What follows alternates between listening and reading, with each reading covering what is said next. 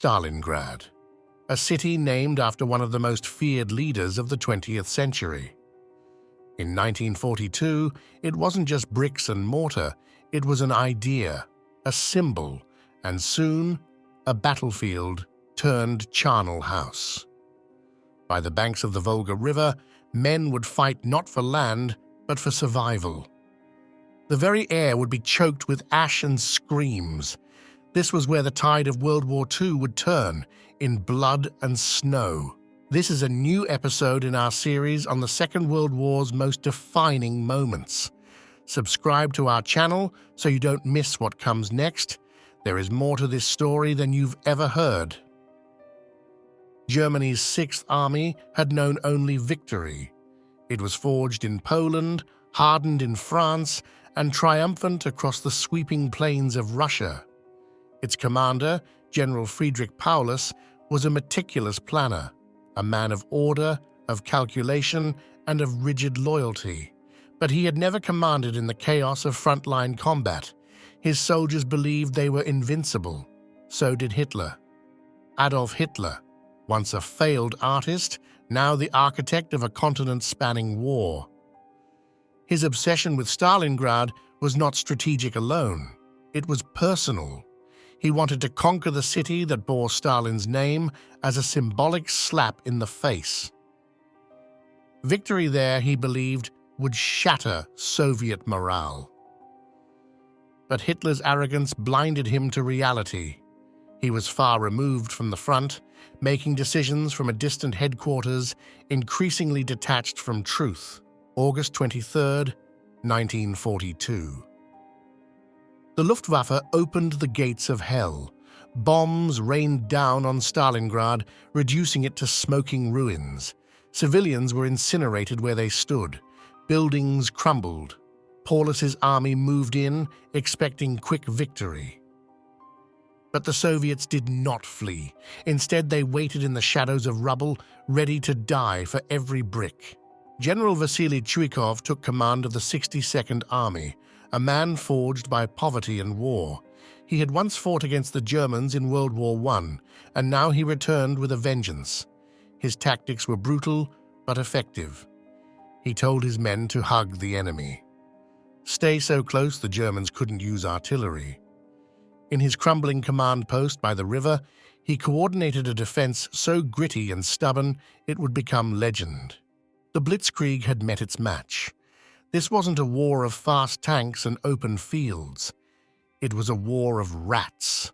Soldiers fought over staircases, in sewers, on factory floors. Grenades were thrown across hallways. Snipers lurked in collapsed ceilings. The front line often ran through the same building, floor by floor.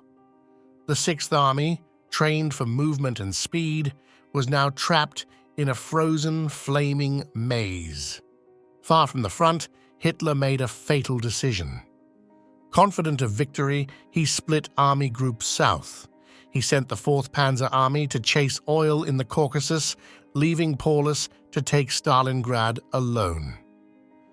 The Sixth Army's flanks were now guarded by Axis allies, Romanians, Italians, Hungarians, brave men, but poorly armed and ill-prepared.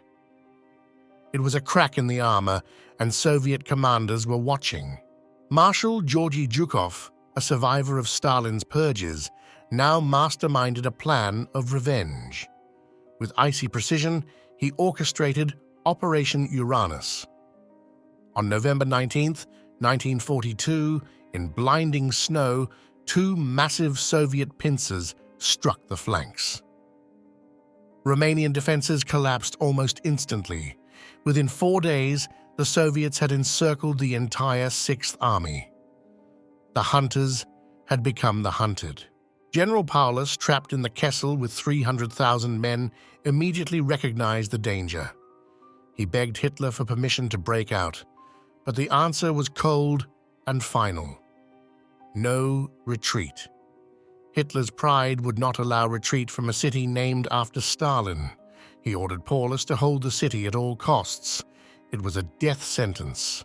Hitler's next promise was a lie.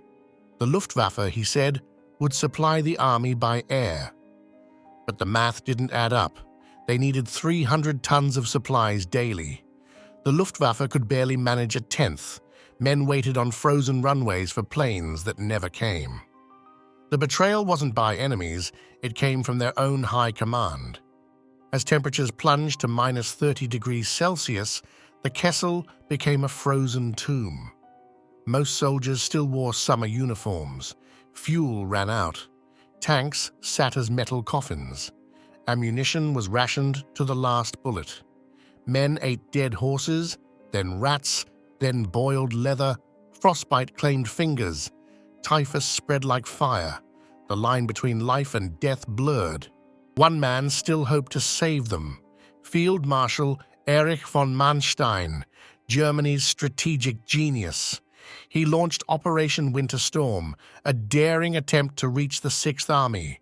His forces clawed to within 30 miles. Paulus could see the flashes of their guns, but without Hitler's permission, he would not move. He chose obedience over salvation. The opportunity vanished.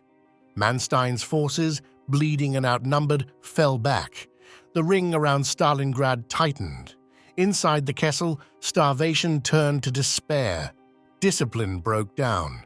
The Invincible Army was dying, one soldier, one frostbitten footstep at a time. Hitler promoted Paulus to Field Marshal on January 30th, 1943. The message was clear.